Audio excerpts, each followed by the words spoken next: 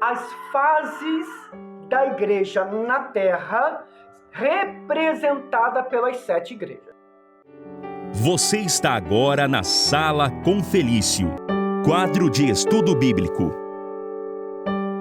A paz do Senhor Jesus, meu amado, é um prazer mais uma vez tê-lo aqui em nossa sala. Vamos dar continuidade ao estudo do livro do Apocalipse. Hoje, em especial, vamos estar falando sobre as 7 igrejas da Ásia. Nós vamos fazer 2 vídeos, 2 estudos. Nós vamos falar o perfil de cada igreja da Ásia, ok? Ao ponto de vista natural e ao ponto de vista divino. E um outro vídeo falando sobre as fases da igreja na Terra, representada pelas 7 igrejas. Então vem comigo, se inscreva no canal e ative o sininho e vamos meditar na palavra do Senhor. Vamos então ler o texto da Bíblia no livro do Apocalipse, capítulo 1, versículo 19. Diz assim: escreve as coisas que tem visto, e as coisas que são, e as que depois destas hão de acontecer.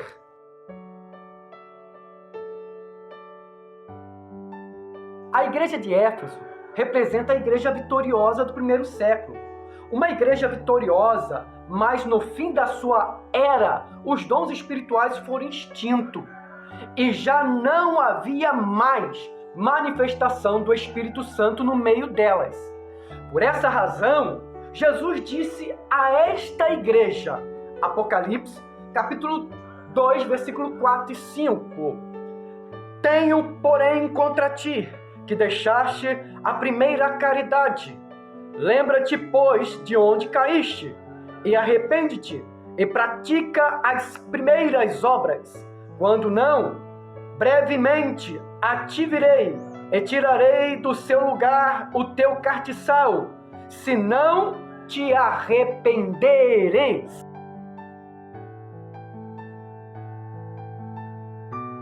A igreja de Esmirna representa a igreja perseguida do século II e século III. Pois a história nos conta que a igreja do século II e III foi a mais perseguida pelos imperadores romanos. A ordem era banir o cristianismo da face da terra. Bíblias foram queimadas. Crentes também foram queimados. Outros eram cobertos com pelos de ovelha e lançados aos cachorros. Houve perseguição também financeira, de tal forma que eles ficaram pobres. Eram pobres diante dos homens, mas ricos diante de Deus. Este fato foi conhecido como a 10ª perseguição e durou exatamente 10 anos. Por essa razão, Jesus disse a essa igreja, Apocalipse capítulo 2, nada temas das coisas que há de padecer. Eis que o diabo lançará alguns de vós na prisão, para que sejais tentados, e tereis uma tribulação de 10 dias. Ser fiel até a morte, e dar-te-ei a coroa da vida.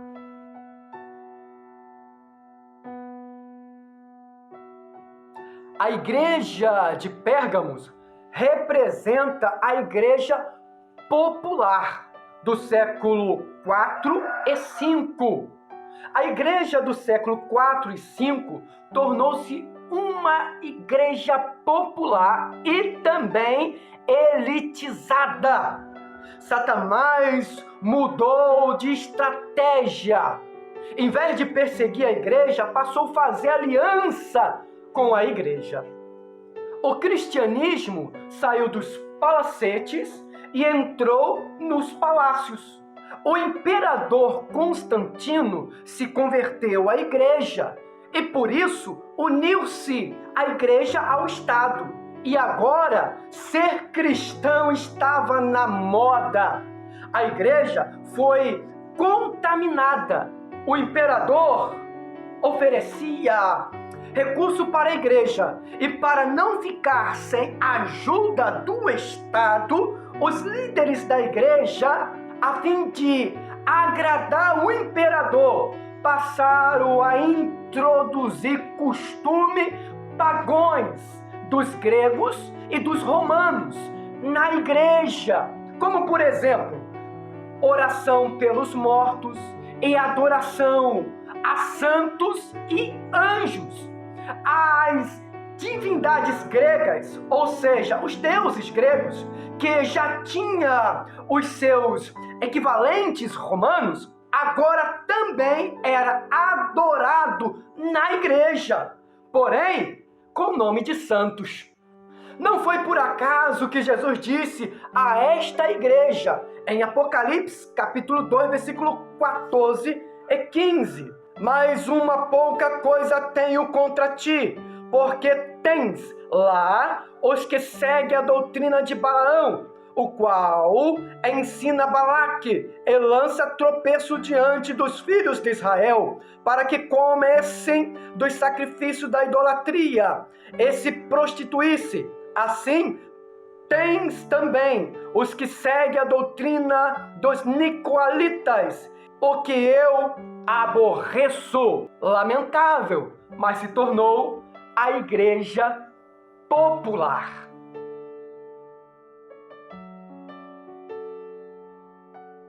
A igreja de Tiatira representa a igreja pagã do século 6 ao século 15. A igreja medieval tornou-se uma igreja apóstata e pagã. Caiu o imperador, levantou-se o papado. O Papa tinha poder sobre todas as igrejas. E este foi o período mais longo, mais escuro da história da igreja. Instituiu-se o culto a Maria, os sacerdotes passaram a se vestir diferente do povo, veio a prática antibíblica da extrema unção, a falsa doutrina do purgatório, os cultos realizados apenas em latim e a leitura da Bíblia foi proibida. Eram guiados pelos dogmas de Papa e não pelas doutrinas da palavra de Deus. Por isso, a esta igreja Jesus disse em Apocalipse 2, versículo 20: mas tenho contra ti que tolerares que Jezabel, mulher que diz profetiza, ensine, engane os meus servos, para que se prostituam e comam dos sacrifícios da idolatria, e dei-lhe tempo para que se arrependesse da sua prostituição, e não se arrependerão. Eis que porei numa cama, e sobre os que adulteram com ela virá grande tribulação, se não se arrependerem das suas obras.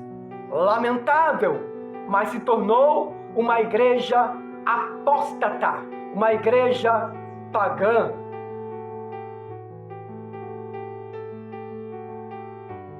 A igreja de Sardes representa a igreja reformada do século 16, 17 e 18.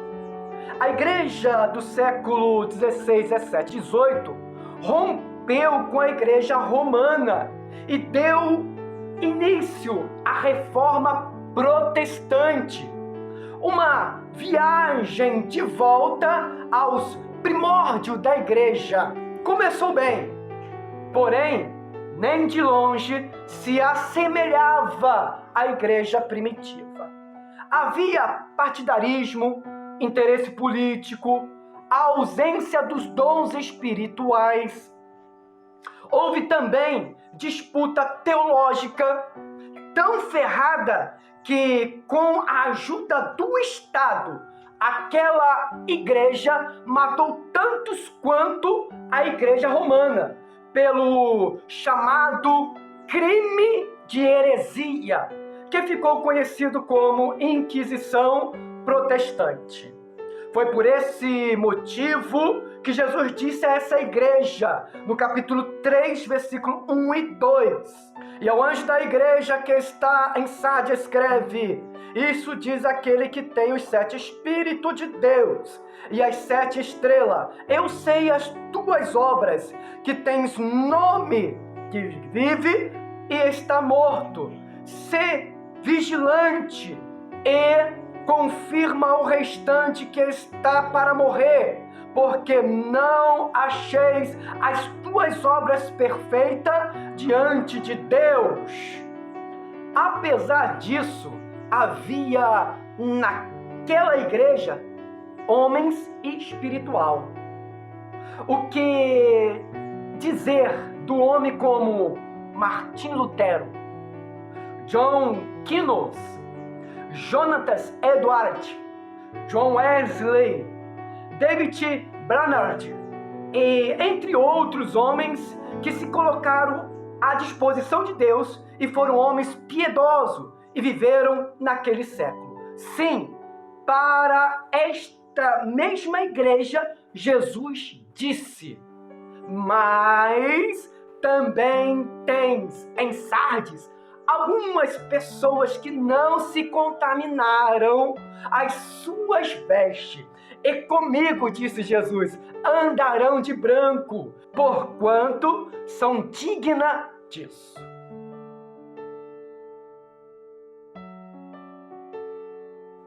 A igreja de Filadélfia representa a igreja missionária, a igreja avivada do século XIX e do século XX. A igreja do século XIX e do século XX, ou nesse período, foi reavivada e houve um derramar do Espírito Santo. A igreja voltou às práticas das primeiras obras. A igreja voltou a falar em línguas estranhas, voltaram a crer nos sinais e as manifestações do poder do Espírito Santo voltaram.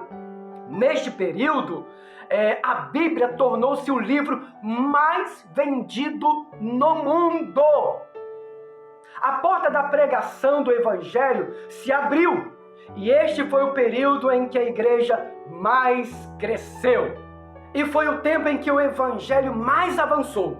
Os últimos sinais da vinda de Jesus foram mais citados, mais falados e vimos os seus cumprimentos. Os pregadores não tinham outra mensagem a não ser: Jesus vai voltar. Maranata! A evangelização mundial era a prioridade da igreja, pois foi para esta igreja que Jesus disse em Apocalipse 3, versículo 8 e ao 11, que diz assim: eu sei as tuas obras, eis que diante de ti pus uma porta aberta, e ninguém a pode fechar. Tendo pouca força, guardaste a minha palavra, e não negaste o meu nome. Eis que eu farei aos da sinagoga de Satanás, os que dizem judeus e não são, mas mentem. Eis que eu farei que venham e adorem prostrado aos teus pés, e saibam que eu te amo. Como guardaste a palavra da minha paciência, também te guardarei. Da hora da tentação que há de vir sobre todo mundo, para tentar os habitantes da terra. Eis que venho sem demora. Guarda o que tens, para que ninguém tome a sua coroa. Nesse período, amados, houve então esse grande avivamento do século XIX, século XX, e nós vimos que Deus levantou até mesmo novas denominações, novas igrejas, compromissada com a pregação do Evangelho de Cristo. E as mensagens sempre eram essa. A mensagem era cruz, batismo no Espírito Santo e arrebatamento da igreja. E era lindo, nós víamos as pessoas se comovendo, aceitando a Cristo como Salvador pela mensagem da cruz. As pessoas crendo na promessa do Espírito Santo e sendo batizadas.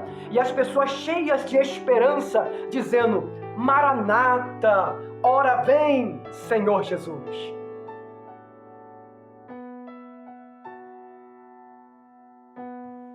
Aí então chegou o período da igreja de Laodiceia, que representa a igreja acomodada do século 21. A certeza da vinda de Cristo foi tão grande no século 20 que alguns citavam o atágio popular: até 1000 chega, de 2000 não passará. E falavam isso para se referir ao arrebatamento da igreja. Isso levou os irmãos cristãos a acreditarem que a vinda do Senhor Jesus não passaria do ano 2000. E quando chegou perto do ano 2000, muitos venderam casa, fazenda, gastaram todo o dinheiro que tinha, pois criam piamente que Jesus viria nesse período ou no final desse milênio. Mas grande foi a decepção. O ano 2000 passou e Jesus não veio buscar a sua igreja. Então, no século 21, a igreja se tornou acomodada, apática e autossuficiente.